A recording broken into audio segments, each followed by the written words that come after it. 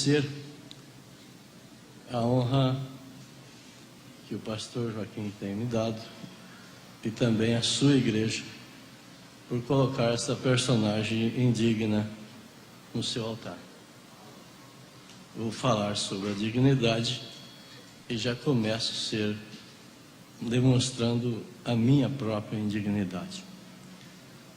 Nós vamos ler a leitura como foi anunciada no livro de São Mateus, no capítulo 10, versículo 28 em diante. E não temais os que matam o corpo e não podem matar a alma. Temei antes aquele que pode fazer perecer no inferno a alma e o corpo. Não se vendem 2 passarinhos por um cetil, e nenhum deles cairá em terra sem a vontade de vosso Pai. E até mesmo os cabelos da vossa cabeça estão todos contados.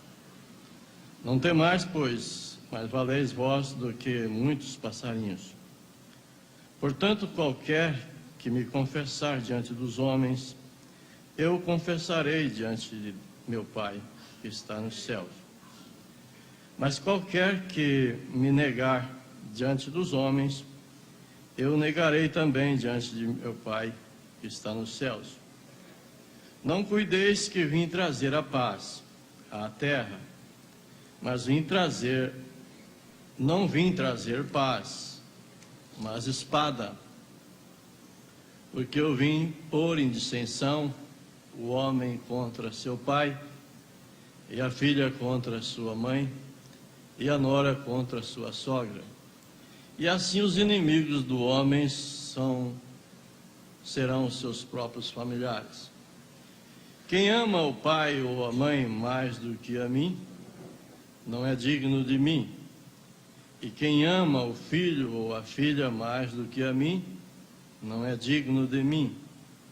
E quem não toma a sua cruz e não nega após mim, não é digno de mim. Aliás, não segue após mim, não é digno de mim. Quem achar a sua vida, perderá. E quem perder a sua vida por amor de mim, acha-la. Quem vos recebe a mim, me recebe. E quem me recebe a mim, recebe aquele que me enviou. Amém? Oremos mais uma porção para que o Senhor santifique a palavra. Senhor, o Senhor sabe como agir. Nós estamos nesse momento tão cruciante, dependendo da sua misericórdia, como sempre temos sido os dependentes. E cada momento que passa, a nossa dependência será maior. Porque precisamos chegar ao momento em que o nosso ser humano saia de ação e a nossa alma tome o controle prometido pelo Senhor antes da fundação do mundo. Pedimos isto em nome do Senhor Jesus Cristo. Amém, Senhor. Amém. Sentados. Muito bem. Vocês vão ter um pouquinho de paciência comigo. Eu tenho as minhas dificuldades. Nós observamos a palavra digno, e que é um adjetivo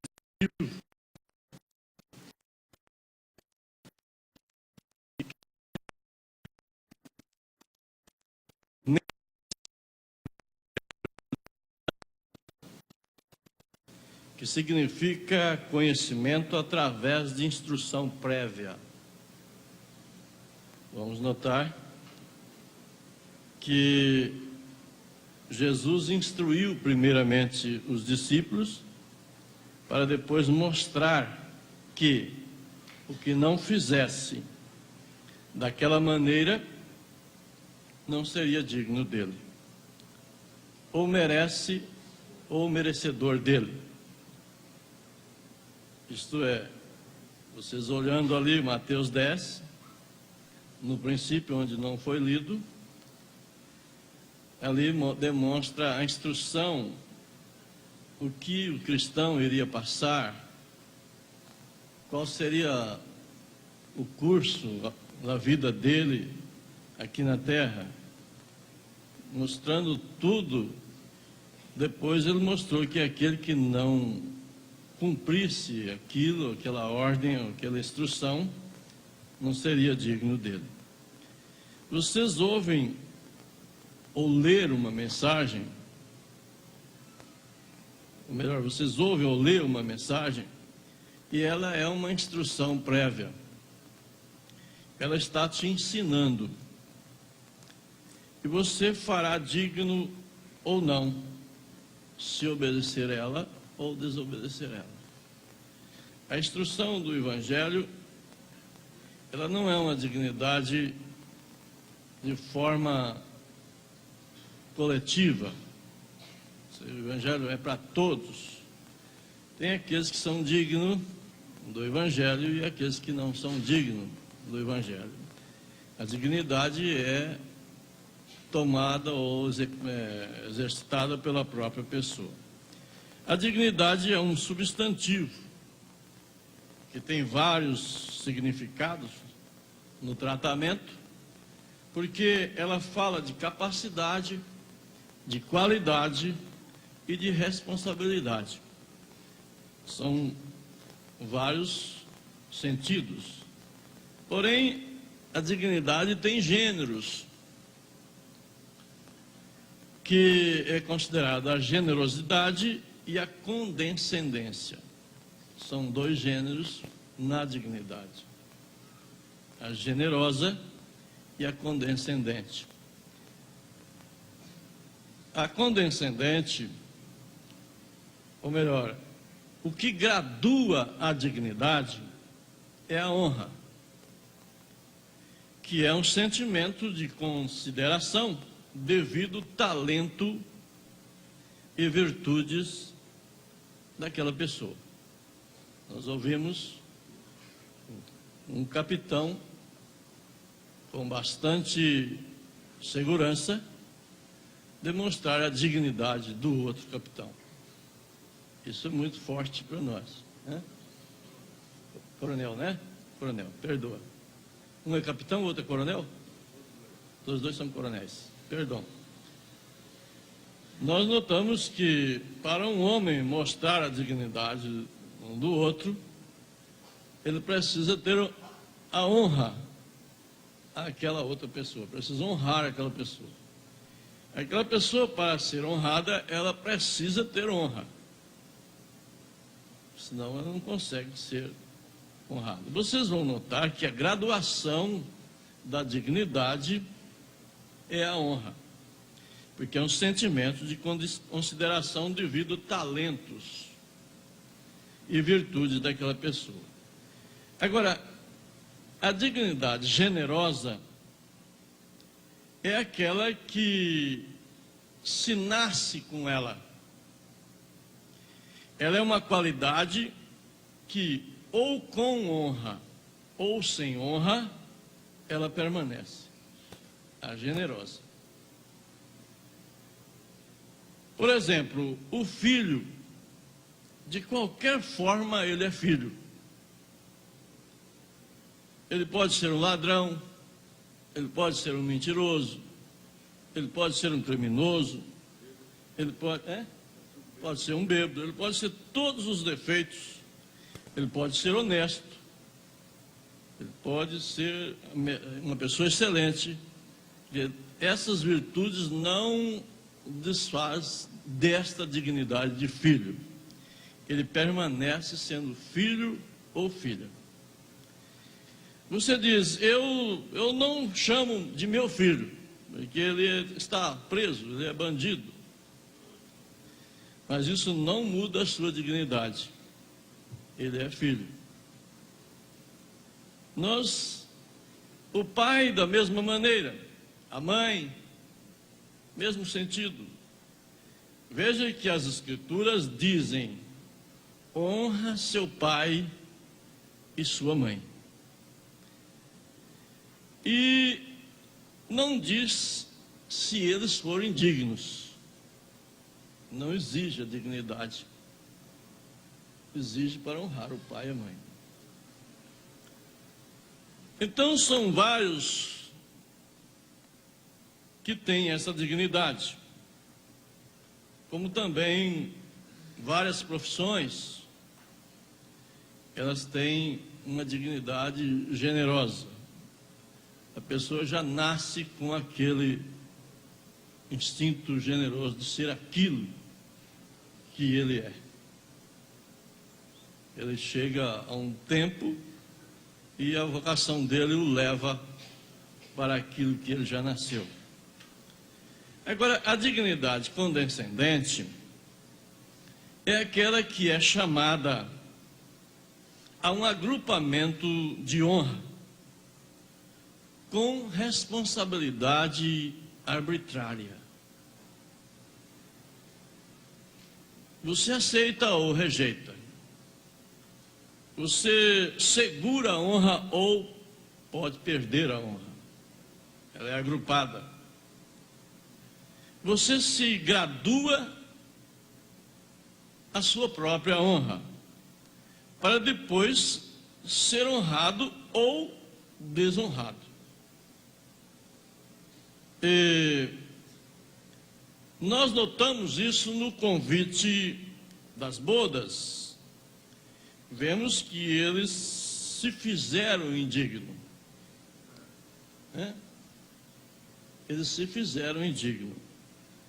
Ali nós vemos as duas dignidades, ou os dois gêneros da dignidade. Nós vemos a vida, a dignidade da vida e a dignidade da vida eterna. Na dignidade generosa, nós podemos ver os eleitos, os predestinados, em Éfeso capítulo 1.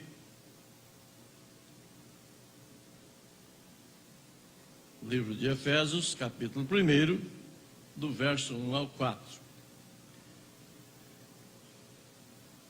Também vemos em Romanos, capítulo 8. Essa é uma dignidade generosa. Outra dignidade, que é a condescendente, nós vemos ela na salvação comum, da qual está escrito: aquele que crer e for batizado será salvo. O que não crer, condenado. Essa é uma dignidade arbitrária. Você aceita ou rejeita. Quando se diz aquele que, é porque tem aquele que não crê. Aquele que crer. Agora, vocês vão ler isso em São João, capítulo 11, versículo 25. Mas nós notamos que São Marcos 16 também dá essa vazão para a dignidade condescendente. Vocês vão notar que há uma diferença entre as duas espécies de dignidade. A condescendente tem um convite arbitrário.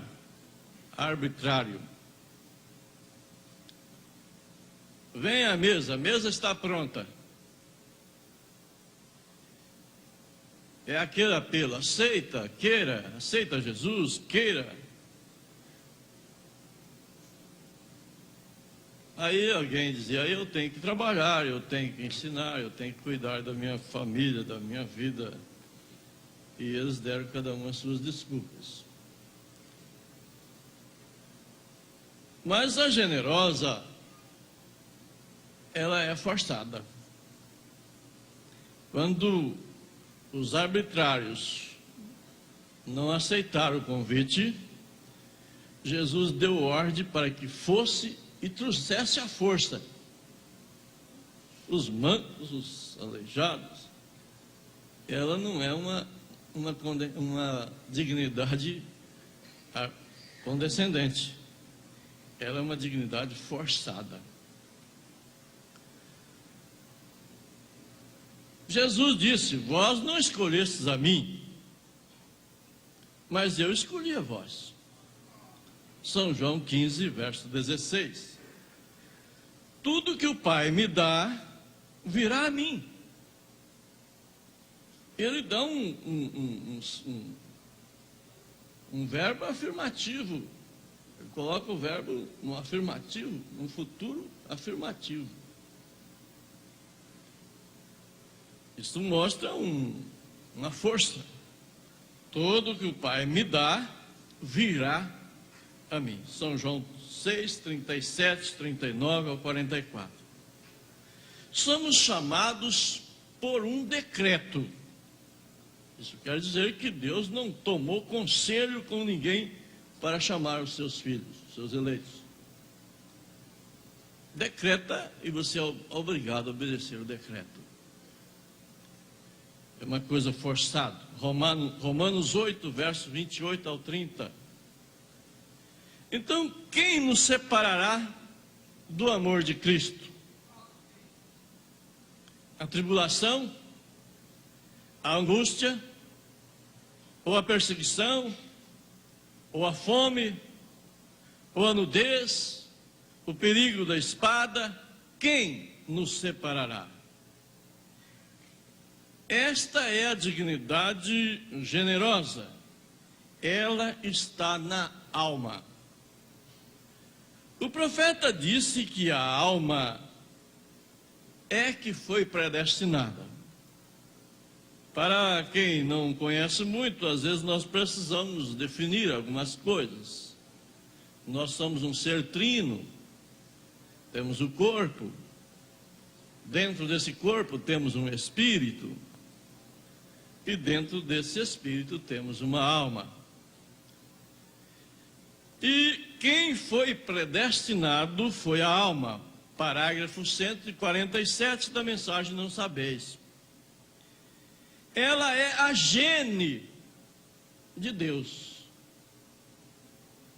Ela é o princípio da vida antes da fundação do mundo. Liderança, parágrafo 165. E é ela que saboreia a palavra sem considerações. Ela não olha para a razão, para deficiências, para dificuldades. Ela não olha para isso. Ela vai tomando a palavra, vai se alimentando dela. E o profeta mostra isso na mensagem Não Sabeis também, parágrafo 166. Agora, sabendo que a dignidade condescendente, ela é adquirida por honra, o diabo sempre trabalha também nessa dignidade. Ele tem o seu trabalho. Sabendo que somos trinos, cada uma da nossa natureza tem a sua dignidade. Existem pessoas que têm a dignidade física, no corpo, e não tem no espírito. Existem pessoas que têm a dignidade no corpo e no espírito, e não têm a dignidade na alma. Uma pessoa com dignidade no corpo, ela é uma pessoa muito sadia, muito perfeito, mas se ele tiver um espírito indigno, ele tem maus pensamentos e tantas coisas. Se ele tem as duas dignidades, no corpo e no espírito, e não tem na alma, ele pode ser até chegar a ser um bom religioso, mas nunca chegará a renunciar a si mesmo e se render totalmente ao Evangelho. Nós vamos observar 3 personagens com dignidades adversas ou distintas. Nessas 3 personagens nós podemos observar como opera essa dignidade. Nós vamos observar Jó, o moço de qualidade, que é o moço rico, o mancebo rico, e o filho pródigo. Nessas 3 figuras, nós podemos observar a fase dessas 2 dignidades, ou desses 2 gêneros de dignidade, nas 3 naturezas do homem. É necessário que repita para que vocês comecem a captar. São 2 gêneros de dignidade, a generosa e a condescendente, que opera na alma, no corpo e no espírito.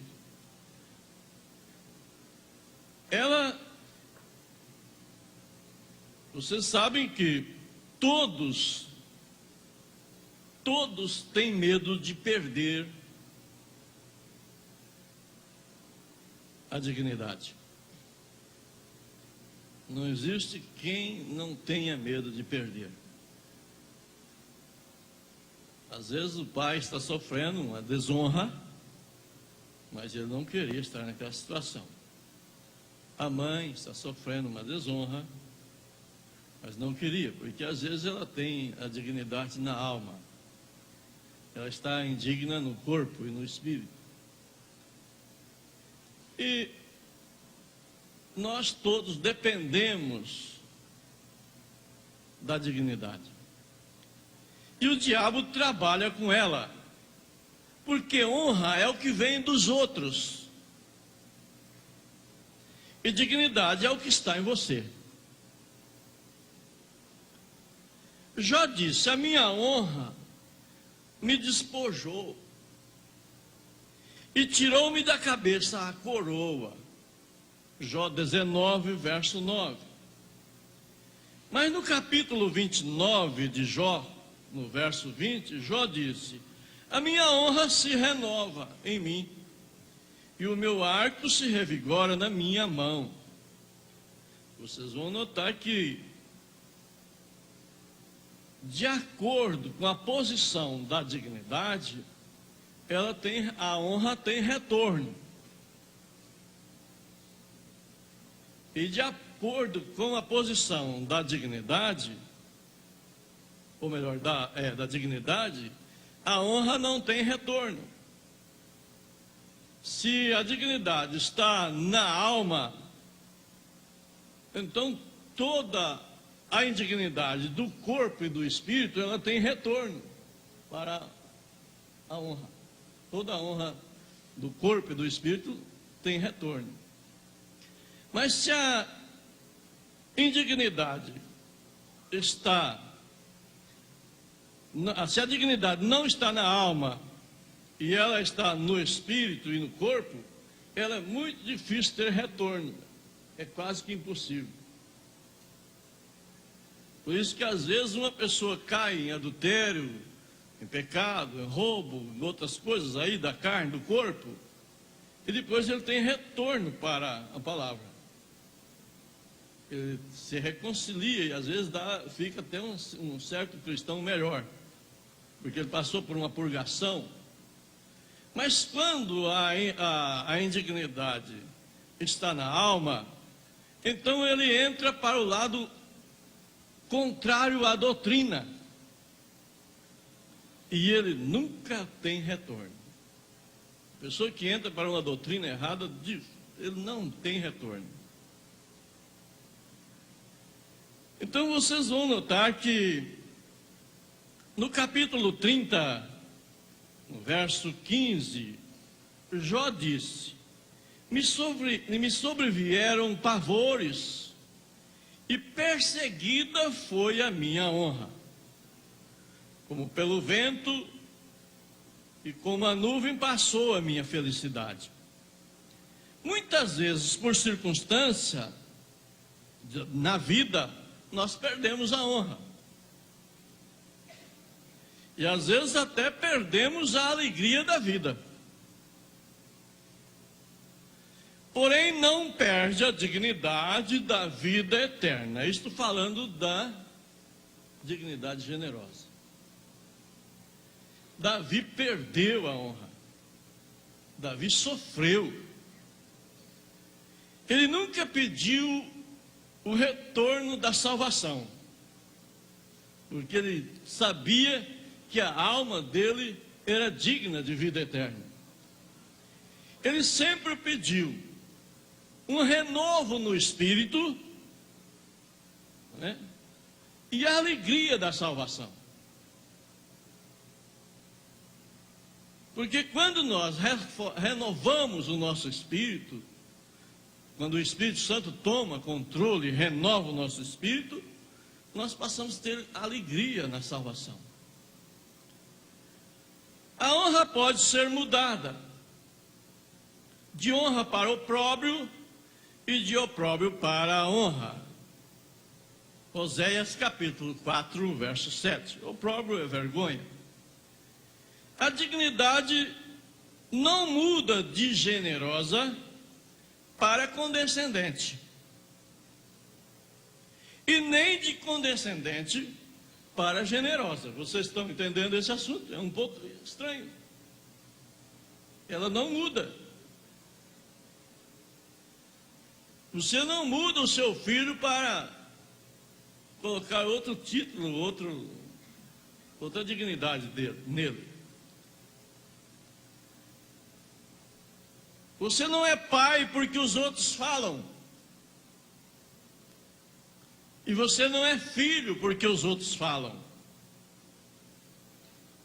Poderá ser até um pai com erros, com falhas, aleijado, fraco, cego, todos os tipos de coisas, mas ele é pai. O filho poderá dizer: eu não sou filho desse pai, porém ele continua sendo filho. Ele pode dizer: não sou digno de ser chamado. Esse ele pode, porque ele perde a honra.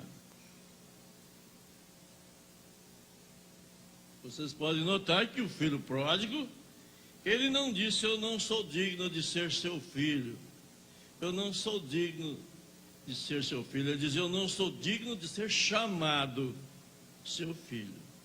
É uma coisa muito objetiva para nós. Esta dignidade deve ser respeitada mesmo sem honra. Davi perdeu a honra como de rei, mas não perdeu a dignidade de rei. Ele era rei. Ele era rei rejeitado, mas ele era rei. Nós vamos mostrar a primeira figura, para sairmos dessa explicação. Até agora a gente só estava explicando. Vamos sair agora e começar com a primeira figura, o moço rico, que no corpo e no espírito mostrava ser digno do Evangelho. Um homem de caráter, de honra, um homem que chegou a ponto de Jesus amá-lo. Olha, quem não faria um funeral de um homem daquele contando que ele fosse aos céus, se ele não tivesse encontrado fisicamente com Jesus? Vocês notaram que a dignidade do Evangelho ela é diferente da dignidade moral e social. Por isso que o profeta prega uma mensagem fazendo uma interrogação: é digna a sua vida do Evangelho? Então, quando isso cai nos nossos ouvidos, tem que descer para os nossos espíritos e tem que penetrar além da consciência e entrar no sexto sentido, que é a fé, a alma. Então, o Evangelho não é para o corpo e não é para o espírito. Muito embora quando ele entra na alma, ele trabalha com essas duas naturezas. Se ele não entrar na alma, ele não trabalha. Quando a palavra entra na alma, ela domina o espírito e domina o corpo.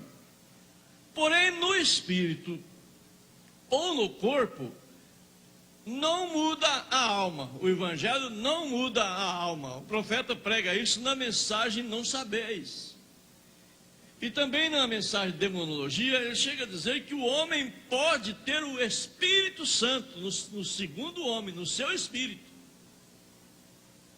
e ser o verdadeiro Espírito Santo no seu espírito e ainda ser condenado. A mensagem de Demonologia. Isto mostra que o Evangelho tem que entrar na alma. Nós vemos Mateus 19, o moço de qualidade. Sua vida temporária tinha dignidade. Porém, ele descobriu que esta dignidade não lhe era suficiente. É lógico que nós caminhamos, e falamos, e pregamos, e ensinamos, e ouvimos. Porém, chega uma hora que nós temos que ter uma decisão mais interna. Há um sentimento no ser humano, quando ele está mais secreto, quando ele está mais sozinho. Você quer ver o que é um homem? Fica sozinho, num lugar onde você não pode ter ninguém para conversar, que com um grito ninguém te ouça. E você verá o que você é. Você sentirá suas três naturezas dentro de si. E você começa a conversar com você mesmo. Porque nós temos essa tríplice personalidade. Enquanto você está em pavor, conversando, o seu físico correspondendo com o seu espírito, e é apavorado e ansioso, em desespero e tantas coisas, mas logo você percebe que há um recadozinho no segundo homem e manda que aquele recado penetre um pouquinho além, chamado pela ciência de âmago, que nós o conhecemos como a alma. E quando aquele recado entra dentro da sua alma, uma pequena fagulha, muito pequenininha, você verá que as outras duas naturezas começarão a ser reforçadas. Você verá que os seus pensamentos começam a ser liberados para uma outra posição. E você passa a não culpar mais ninguém e tomar coragem ir frente ao problema, e você terá a solução dele. É a hora mais cruciante. Por isso Deus permite que às vezes o homem e a mulher, ou a criança ou o moço, entrem em caos. Entra nos momentos mais falhos da vida. E quando o moço rico, mesmo tendo toda a qualidade, toda a capacidade, toda a força, toda a observação ao Evangelho, ele cumpria os mandamentos, porque Jesus pediu a ele que cumprisse os mandamentos, e ele cumpria. Ele mostrou que cumpria tudo, desde criança. Mas Jesus aprofundou um pouquinho mais, e foi além do espírito dele, e chegou lá na alma dele, E ele tinha uma alma terrena, de baixo. Uma alma que não podia, não era digna de receber o recado dos céus. Ela tinha dignidade na vida. Ele podia progredir mais e mais e mais e mais. Mas ele não podia tomar nenhum recado dos céus. E quando ele chegou diante do Rei do Universo, do dominador do corpo, do dominador do espírito, do dominador da alma, ele não teve condições de receber o recado da alma. Jesus disse: vai então, vende tudo, entrega tudo que você tem, e vem, e você terá uma coroa lá nos céus. Isto não foi bom para ele. Entristeceu. Vocês notaram que ele não tinha dignidade na alma. Ele tinha uma dignidade condescendente. Ele tinha aprendido o evangelho com o pai. Ele tinha aprendido o evangelho com o sacerdote. Ele tinha aprendido o evangelho com a família desde criancinha, que é uma boa coisa. Essas escolas, a mãe em casa, o pai nas escolas e em todos os lugares, é excelente. A Bíblia diz para ensinar a criança, porque no fim ele procurará um caminho, ou o caminho. Isso mostra que cada um de nós, ainda com todas as nossas aprendizagens, temos que ter uma decisão própria. E temos que ter uma eleição. Uma eleição para receber esta mensagem. Uma predestinação. E eu acho interessante que o profeta disse que nós não estamos pregando só para os predestinados. Às vezes você prega a mensagem e a pessoa vai para a denominação. E a gente fica perguntando: meu Deus, mas eu trabalhei tanto com aquele irmão, preguei a mensagem para ele, ele foi para a denominação tal. Fica contente com isso, porque lá tem a salvação comum. Ele terá que lutar pela fé que uma vez foi dada aos santos. Ele não tem a fé dos santos. Ele tem que lutar por aquela fé. Ele não tem condição de vir para a mensagem. Isso mostra que a dignidade dele é condescendente. Se ele crê no Senhor Jesus, ele será salvo. Não é isso que está escrito? Aquele que crê no Senhor Jesus, não aquele que crê na igreja, não aquele que crê no pastor, não aquele que crê na denominação tal, mas aquele que crê em Jesus. É uma dignidade com descendência, ele tem que lutar. Mas o eleito, ele tem ela generosa, ele vem mesmo para a palavra. De qualquer forma ele vem. O Espírito trabalha nele, é o Pai trazendo, porque foi dado antes da fundação do mundo. O nome do predestinado foi escrito no livro da vida do Cordeiro antes da fundação do mundo. Apocalipse capítulo 13, verso 8. E Romanos capítulo 8 mostra que Deus conheceu antes. Quando ele conheceu antes, ele tem matéria para chamar, ele tem matéria para justificar nós, inocentar de tudo, e matéria para glorificar. Por isso ele não tem frustrações com seus filhos. Todos os que são filhos virão. Agora veja bem, nesta primeira figura, nós vimos que foi mostrado uma indignidade na alma. Ele não tinha condições. Eu creio que mesmo que ele lutasse, esforçasse, ele não teria condições. Porque Jesus, estando olhando para ele, amou ele e não teve condições de fazer mais nada por ele. Porque ele precisava de uma decisão própria. Olha, esta decisão da alma, ninguém tira ela. Por por isso que em Provérbios 23, 7 diz: como imagina a sua alma, assim é. Se você imagina ser um predestinado, um eleito, você é, ninguém tira isso de você. Isso está no seu ser. Pode o diabo corroer o seu exterior, levar você para os piores lugares, mas dentro da sua alma está a semente. Ela terá retorno. Agora veja bem.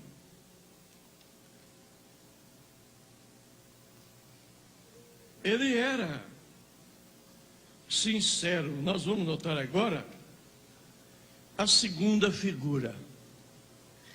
Vamos ver a figura de Jó,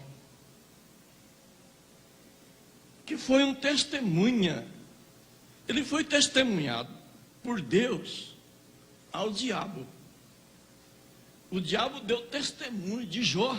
Aliás, Deus deu testemunho de Jó para o diabo. Mas o diabo conhecia Jó. E o diabo mostrou as virtudes que o Jó tinha no seu homem exterior. O Jó era um homem rico. Ele era um homem conselheiro. Ele era um homem justo, sincero, reto e temente a Deus. E desviando-se do mal. 3 vezes Deus deu testemunho para o diabo. 3 vezes. Mas vocês vão notar que o Jó tinha um probleminha lá.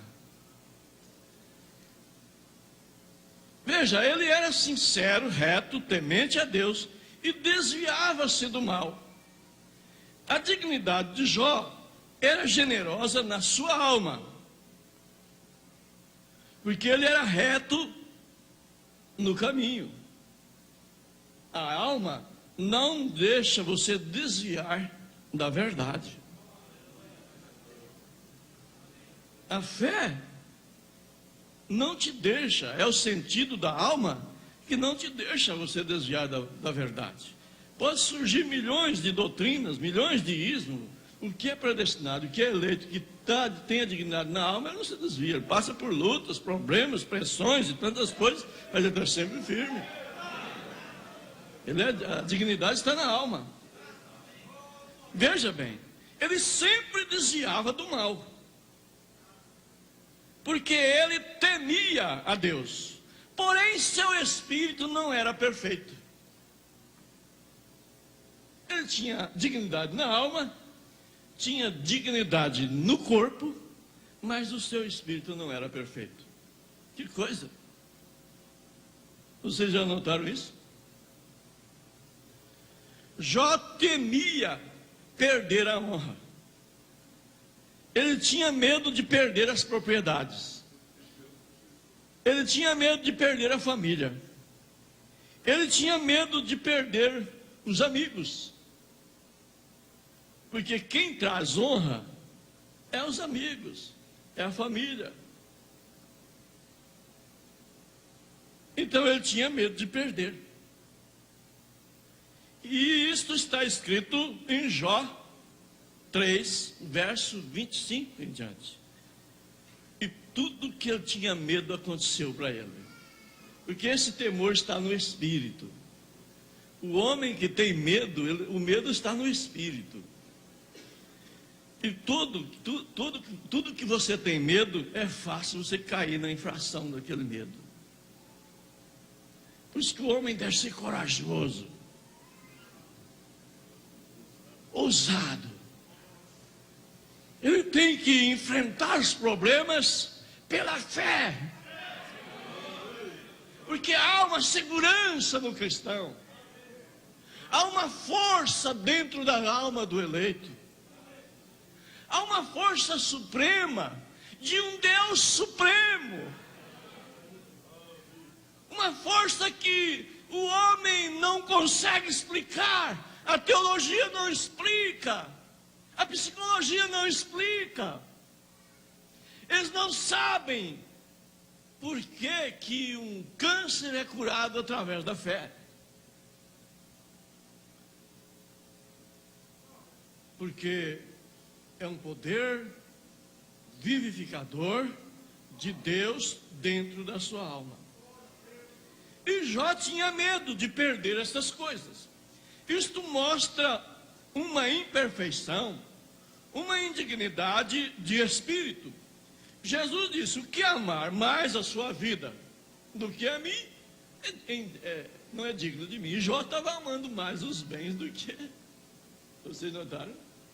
Ele estava cuidando. Não é digno. Aquele que ama o pai ou a mãe, ou irmãos, filhos, mais do que a mim, não é digno de mim. Eu estava observando os soldados, os irmãos que são da polícia. O juramento de bandeira é uma coisa triste. Quando foi jurar bandeira, eu quase neguei. Deu uma vontade de voltar, de negar. Não, eu prender meu pai, prender minha mãe, é uma coisa triste. Vocês não passaram por isso? É doído. Mas é a realidade. Olha, Jesus dá essa sentença pesada para nós.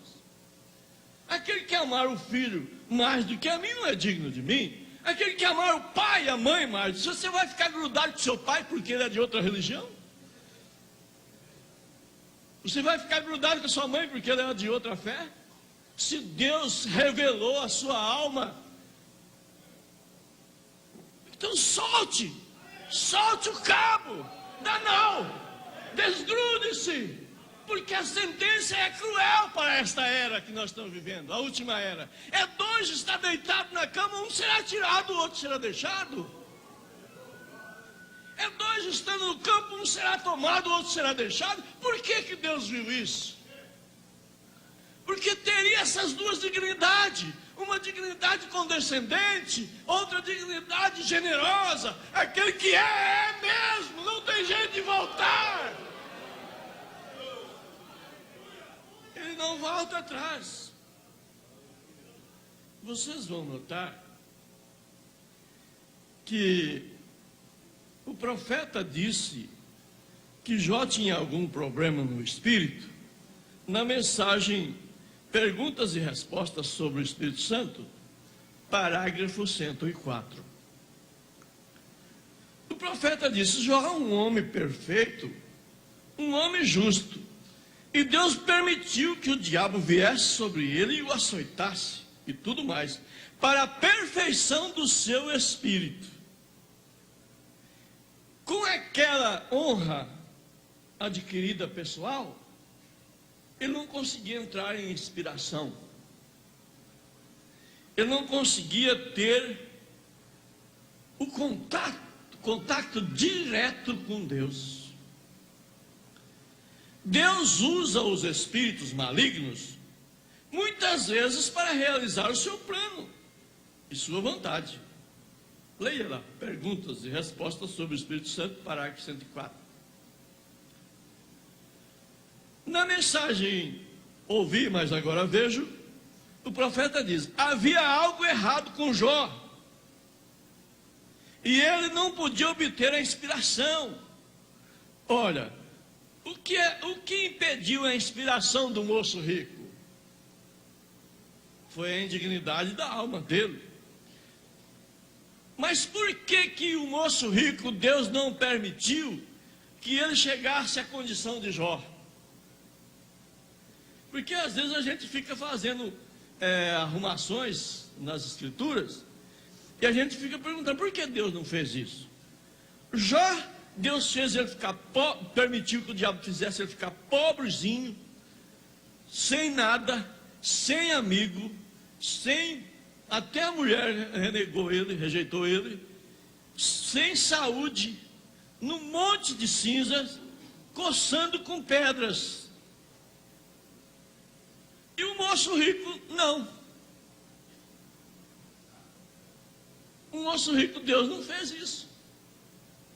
Olha, isso dá para vocês, para nós, ficarmos pensando um pouco sobre o que é isso. Por que que tem pessoas ímpias que não sofrem dano nenhum? Nada, nada, nada. Eles são bem-sucedidos em todos os sentidos. E Davi chegou a ficar com inveja. Ele chegou a falar para Deus: não vale a pena ser cristão, porque o ímpio tem mais regozijo do que... Ele quis dizer, em outras palavras, desta forma. Você vê uma família cristã sofrendo dano, filhos rebeldes, filhos drogueiros, maconheiros, ladrões. O pai e a mãe nunca ensinou isso.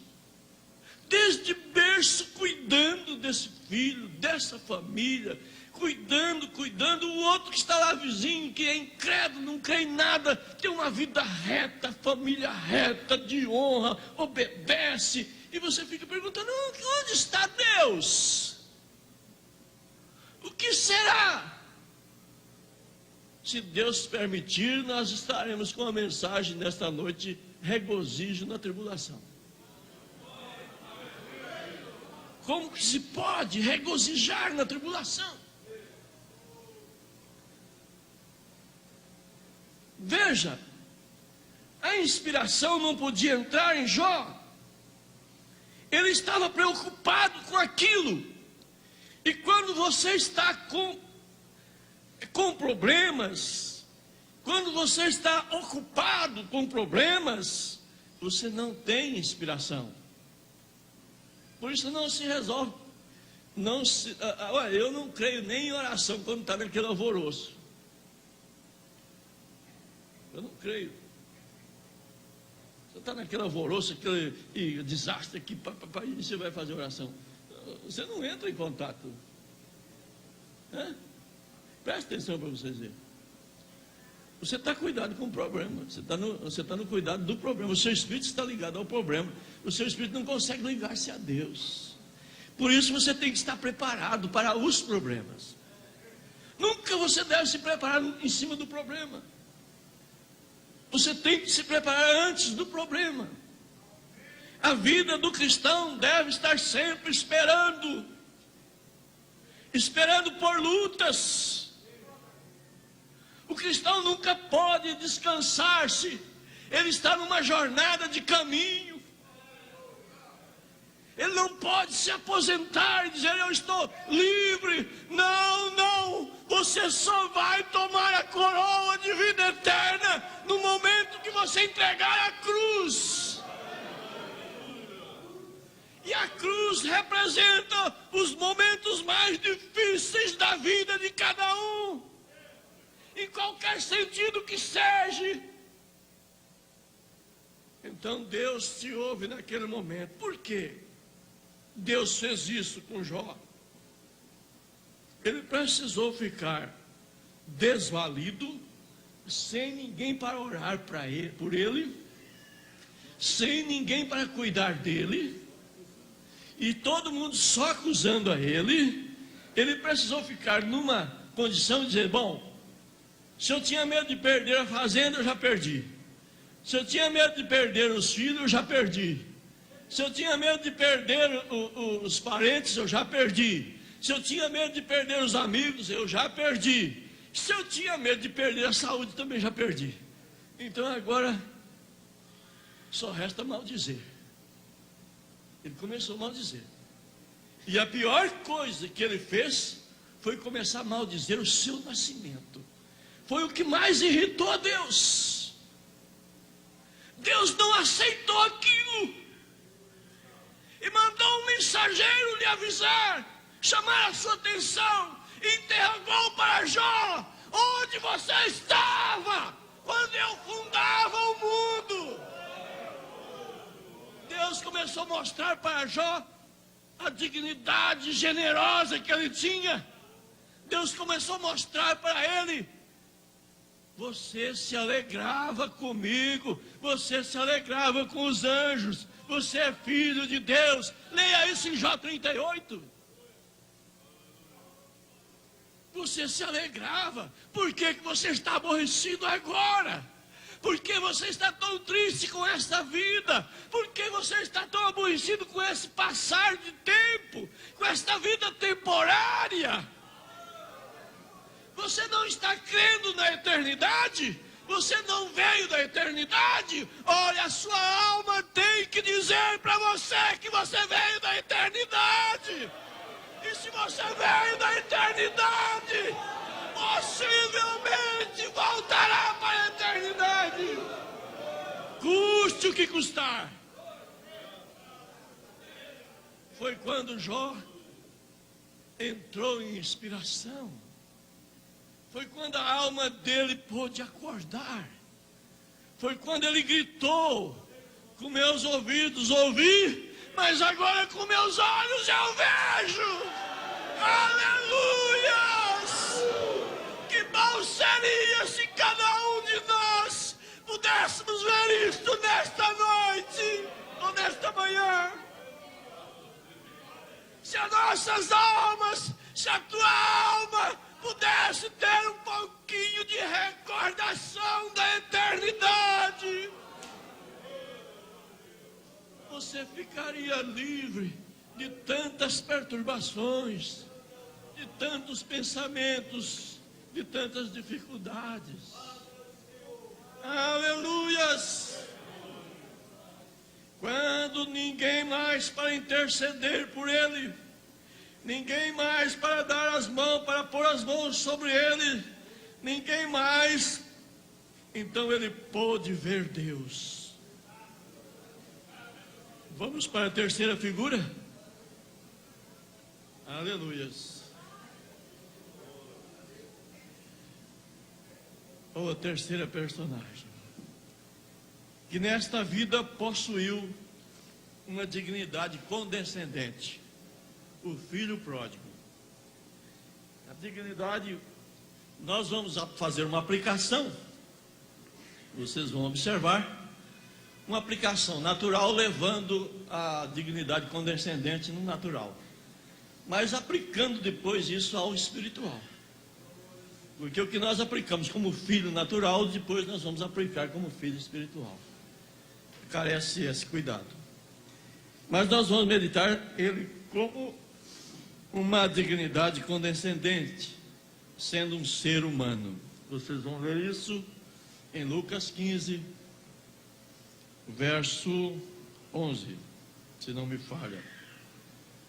Olha, nossos espíritos, ele vive o futuro.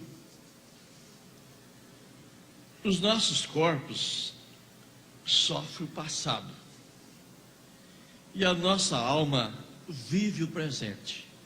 Você vê que sempre Deus diz assim: se ouvirdes a minha voz hoje, não endureçais os vossos corações. Deus trabalha com a nossa alma no presente. Assim vemos que o filho pródigo, ele quis viver o presente no corpo, e ele desejou aproveitar os bens que era para o futuro. Uma herança futura. Portanto, seu pai precisou vender sua propriedade para dar-lhe parte, para esbanjar e gastar aquilo que ele teria como direito no futuro, que é prodigar. Nós quase não usamos esse verbo, prodigar, mas o verbo prodigar quer dizer gastar aquilo que você ainda teria direito, como direito. O que você teria no futuro, você tem como direito, mas possuiria no futuro. Então, quando você gasta aquele agora, você está prodigando, gastando o que seria para o futuro. Muitas vezes, o orgulho é que leva um jovem ou uma jovem, um cristão, um homem, uma mulher, a prodigar. O que é orgulho? O orgulho é um conceito elevado de si mesmo. É um amor próprio sem amor ao próximo. O profeta disse que o orgulho é uma coisa terrível, maldita. Ele disse que o orgulho é um mal. O orgulho ou o amor próprio, ele busca além do que é digno. O orgulho faz uma jovem ou um jovem distanciar-se de Deus. O primeiro degrau de queda do orgulhoso é ver os irmãos ou as irmãs de fé inferior a si. É o primeiro degrau. E começa a reconhecer os ímpios como alta sociedade. Logo começa a se sentir frustrados e envergonhados de si próprio.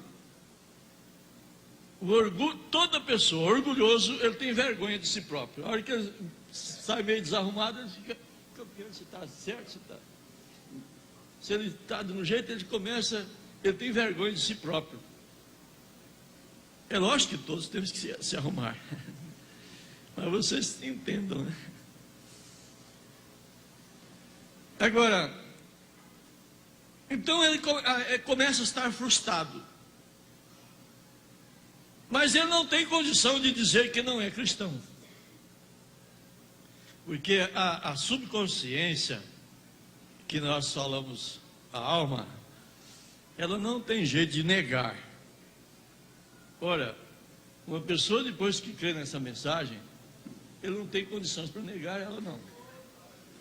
Ele pode camuflar, fazer coisas assim, escondidas e tantas coisas, mas o coração dele está condenando ele. A alma dele não está deixando ele em paz.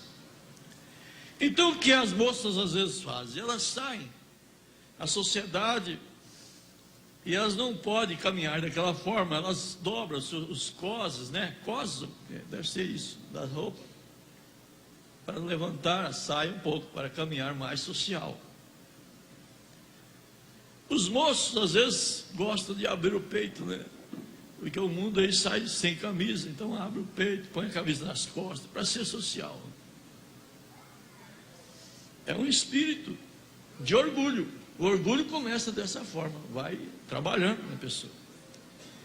E assim é o orgulho. Porém, na alma ouve-se uma voz. Ele caminhando, ela caminhando daquela forma, ouve-se uma voz: é sua vida digna do Evangelho? Eu acho que não tem cristão que não ouve essa voz, porque a maior vergonha que passa um cristão, eu tenho experiência disso, porque passei, é quando se começa o Evangelho e que você ainda está meio ligado ao mundo, e que você faz alguma coisa errada e a pessoa te diz assim: mas você não é crente, não?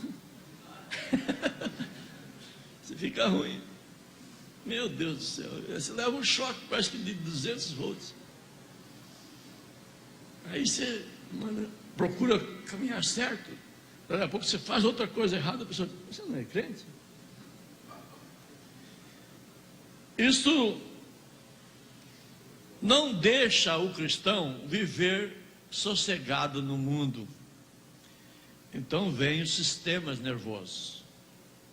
Essa é a causa de muito sistema nervoso dentro do lar. É uma falta de conscientização da sua eleição. Deixa a sua alma sozinha.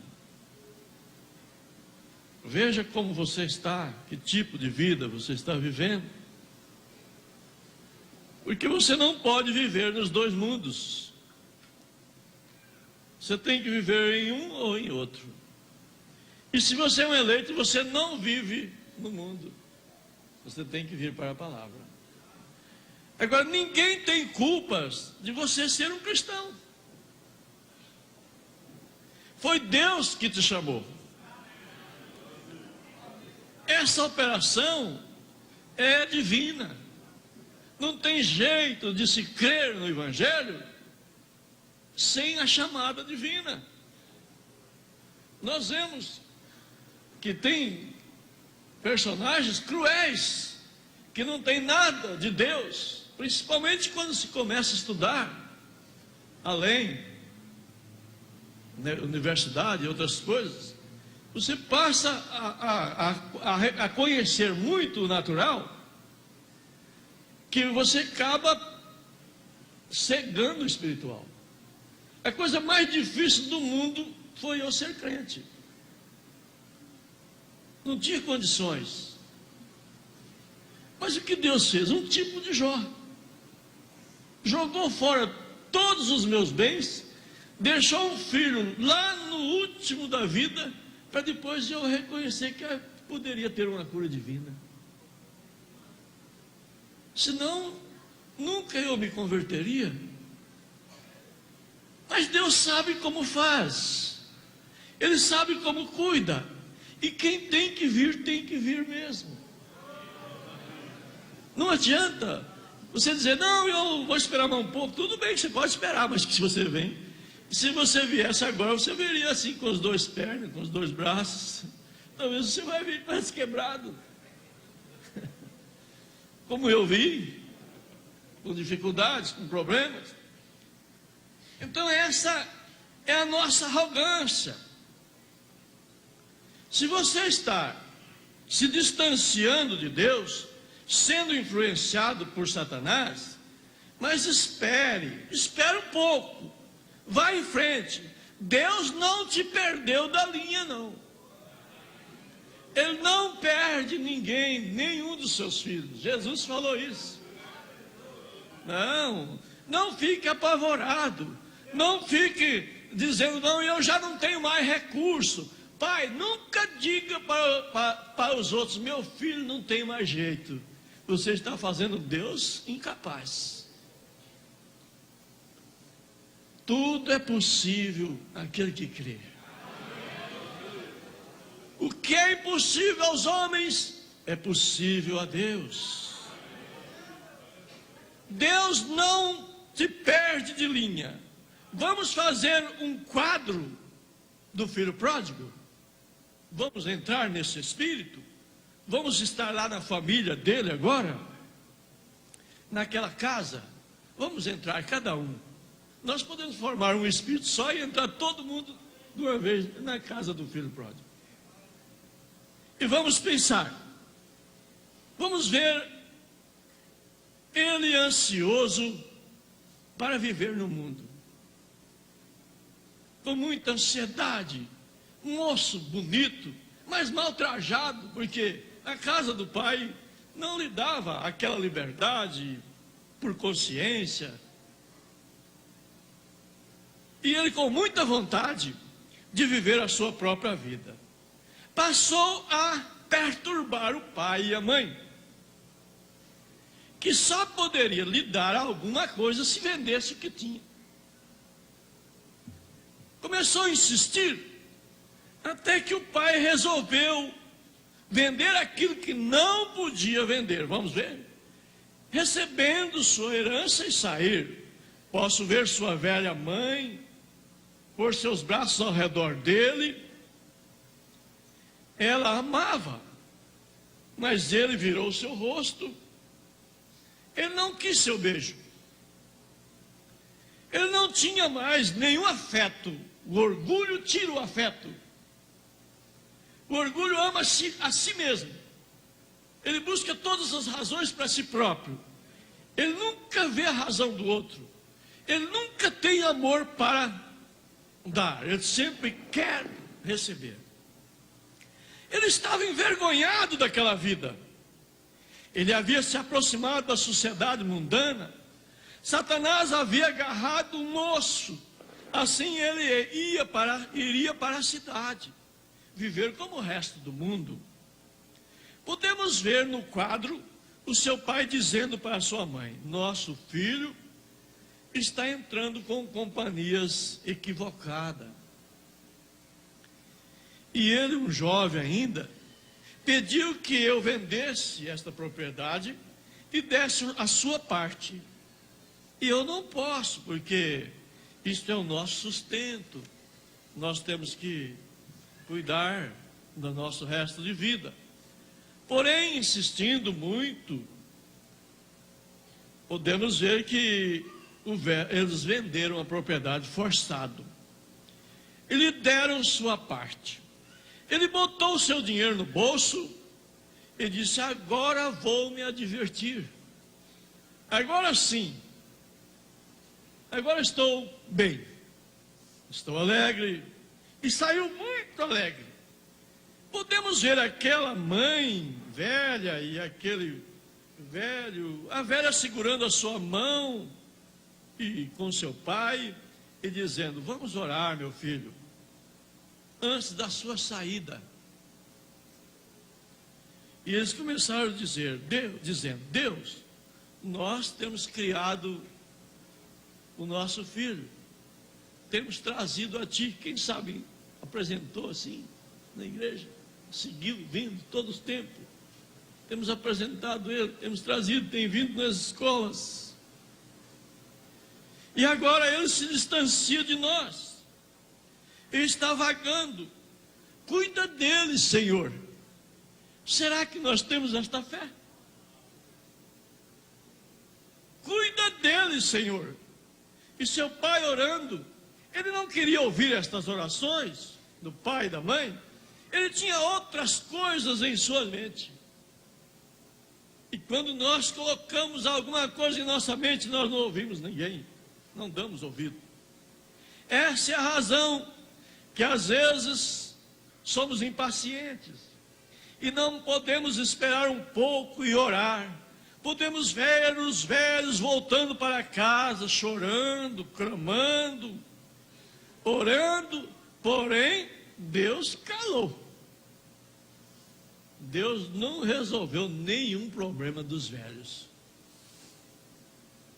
Ora, às vezes nós começamos a agir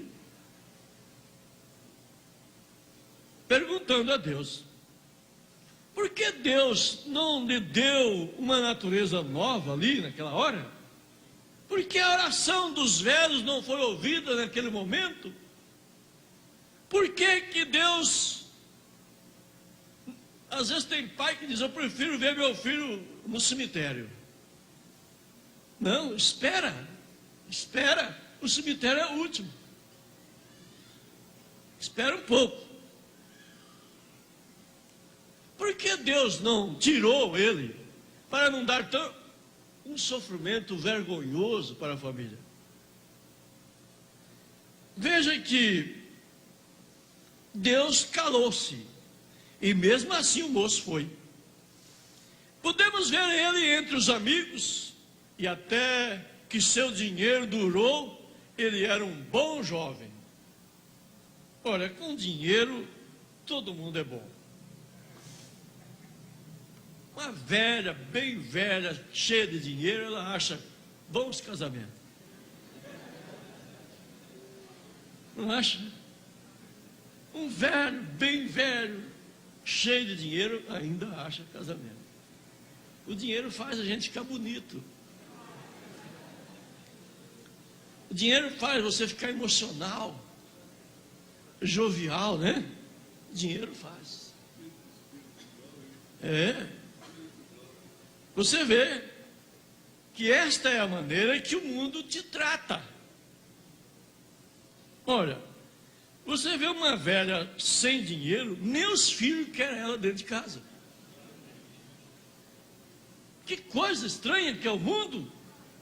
Se vocês pensarem, dá para sair gritando e chorando de desespero, de ver essa situação, de às vezes 10 filhos, e precisar ir na lei, e a lei não tem condições de punir uma família para tratar dos pais. Vocês sabiam? Eu tenho essa experiência. Ele disse: olha, o juiz uma vez me disse: olha, pastor, isso aí é lei, mas você, para fazer cumprir ela, eles vão dizer assim: olha, eu não posso. O outro diz: eu também tenho filho, o outro tem não sei o que, outro tem não sei o que. Então a igreja vai ter que arcar mesmo, né? A igreja que tem que tratar. Ele falou assim para mim: a corrente quebra onde o anel é fraco. Ele diz: a corrente quebra onde o anel é mais fraco.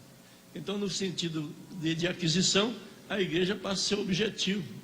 Os outros ficam todos fracos e a igreja fica forte. Então a igreja tem que tratar, tem que sustentar. Tudo bem. Mas e a lei? Não, a lei tem lei.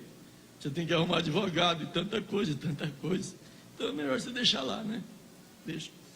Então veja bem, não trata, não cuida.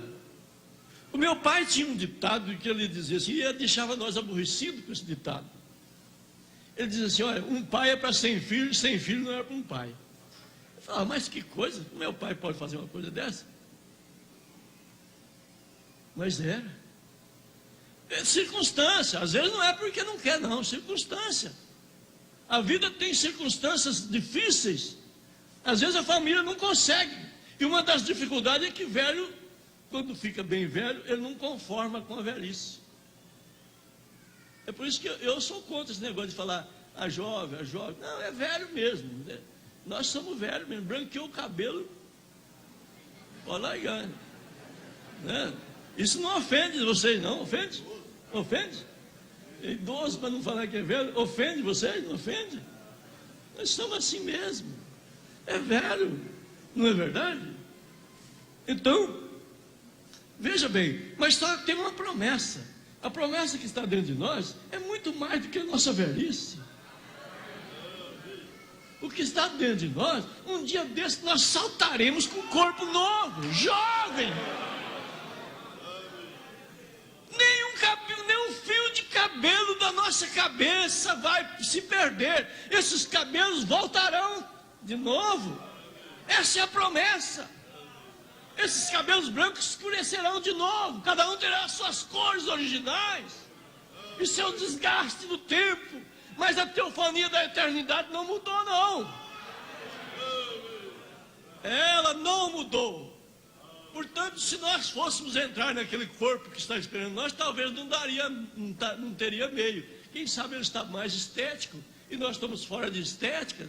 Estamos todo torto, não daria. Mas por que é a promessa que os nossos corpos transformarão? Eles se transformarão. Nós teremos um corpo glorioso e eterno, esperando nós. Essa é a promessa. Por que eu ficar ruim? Pois é, está escrito. Agora veja bem, vamos mais um pouquinho. Ele precisava de algumas coisas. Ele tinha muita honra condescendente. Honra por causa dos pais, né? Que coisa boa é você ter um pai fazendeiro. Meu pai é fazendeiro. Os moços ficam todos, as moças vão casar com o filho fazendeiro. Casar com a filha do doutor fulano. Coisa boa. Então precisa falar baixo, senão arruma casamento num instantinho. Precisa falar baixo. Ele tinha muita honra condescendente, por causa dos bens do seu pai. Muitos de nós temos honra por causa dos outros. Vocês sabiam? Muitos pastores, por que não dizer todos os pastores, quase todos aqui no Brasil, tem honra descendente. Aí você diz, o pastor Euclides vem pregar. Pastor Euclides.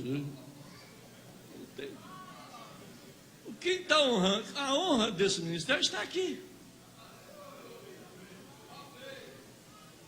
É essa honra que me trouxe aqui.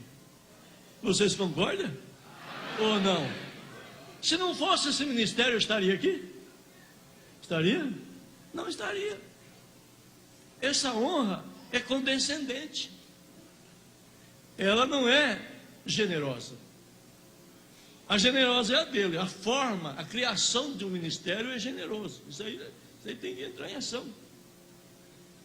A criação, todos os que se ligam, é condescendente. Me permite, às vezes, alguma comparação. Vocês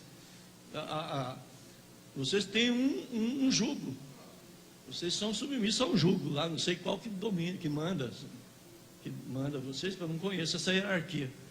Mas tem um que vocês têm que respeitar, não é? Tem.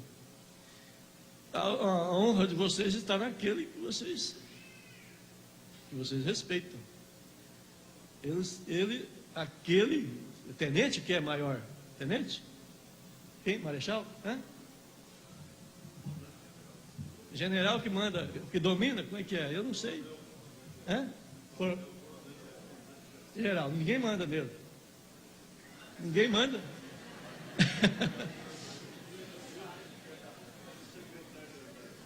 Não tem um julgo aí? Não tem um julgo? Tem um julgo, eles têm um julgo. Nem que for a lei, se torna um julgo para eles. Se não tiver nenhuma personagem, tem a lei que julga eles. E a honra deles, a dignidade deles está na honra de que eles obedecem a lei de acordo, eles obedecem uma hierarquia de acordo, alguma coisa fez eles estarem dignos de ser chamado coronel. Mas é condescendente. Ela é condescendente, porque uma lei criou, uma lei formou. Então vocês vão entender isso aí, não devia nem falar essas coisas. Mas o ministério também é generoso. Aquele que forma, que cria. Todos nós estamos aqui falando muita coisa, mas a generosidade destas coisas que nós estamos falando é o profeta. Nós somos grandes pregadores da mensagem. Nós não somos grandes pregadores individuais. Nós somos grandes pregadores da mensagem de William Marion Branham. A mensagem de Elias fez nós ter honras. É lógico para aqueles que nos honram. Não é verdade? Mas quando você tem alguém que te honra, você é honrado. Você tem dignidade daquela honra. Então, muitas honras que nós temos vêm por causa desse nosso ministério. As vidas são dignas desta honra, que os outros não prestam honra, né?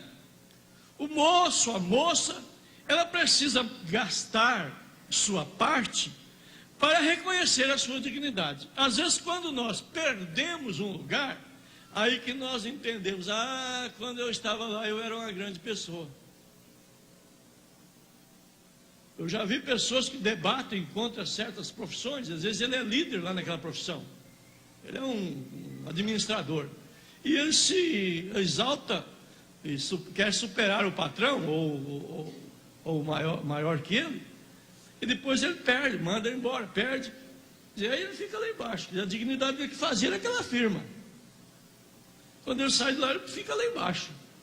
Ele ficando lá embaixo, e ele tem que reconhecer que a dignidade dele não era pela honra dele, era pela honra da firma que ele estava. Então a firma é que dava-lhe dignidade por causa da honra.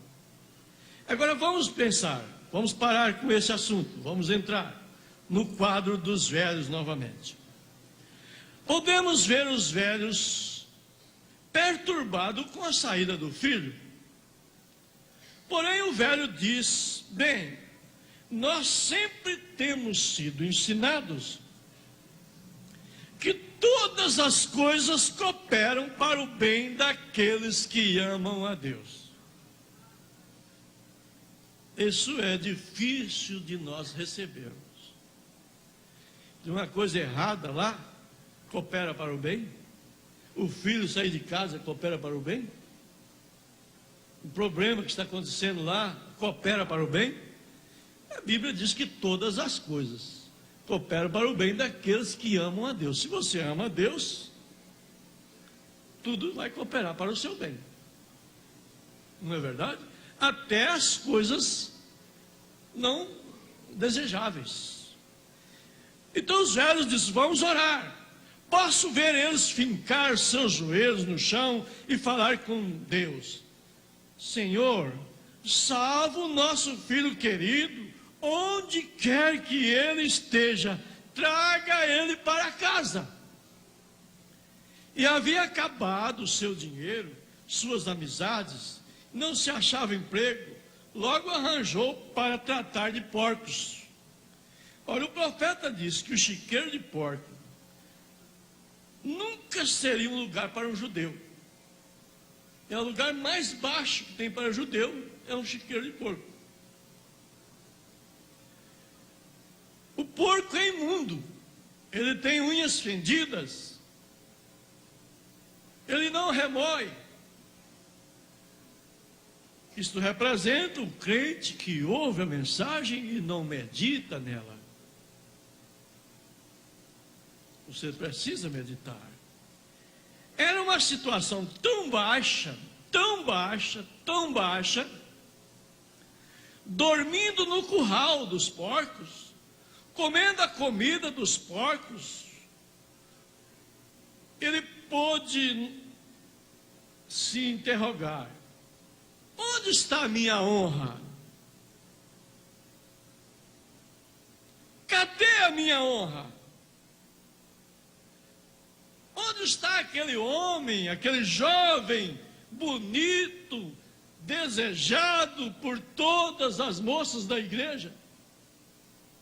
E agora ali, no chiqueiro dos porcos, dormindo no chiqueiro dos porcos, comendo a comida que dava-se para os porcos. Que desgraça maior poderia existir para um homem? Que situação pior poderia existir para uma personagem que tinha uma grande honra? Mas vocês não esquecem, o seu pai e a sua mãe sempre está orando por você. Qualquer homem cristão que tem uma família cristã, sempre quando ele sai de casa há uma família orando por ele. Essa é a verdade. Seja qual for o tipo de serviço, de trabalho que você tiver, não tem condições de sair uma pessoa da sua casa e você não ficar orando por ele. Essa é a missão do cristão, é interceder uns pelos outros. E vemos aquele casal de velho intercedendo. E ele estava dormindo no chiqueiro. E o anjo veio. O profeta disse que o anjo chegou e disse: Joãozinho, desperta. E ele acordou pensando em voltar para a casa do pai. Voltar para a casa de meu pai? Mas e agora? Ele pensava: como meu pai é rico, lá em casa todos comem, o jornaleiro come, o zelador come, o carroceiro come, as empregadas comem, e eu estou aqui sem comida. Joga isso para a palavra. Você vem aqui, ouve a palavra, tem alimento suficiente para a sua alma. Você sai ali no mundo, você não encontra nada para confortar a sua alma. E ele pensou: como posso? Mas o anjo tinha lhe alertado. Ele precisava voltar. A Bíblia disse que ele caiu em si. Como é difícil cair em si. Como é difícil entender que nós não somos nada. Como é difícil entender que nós não somos dignos de estar aqui.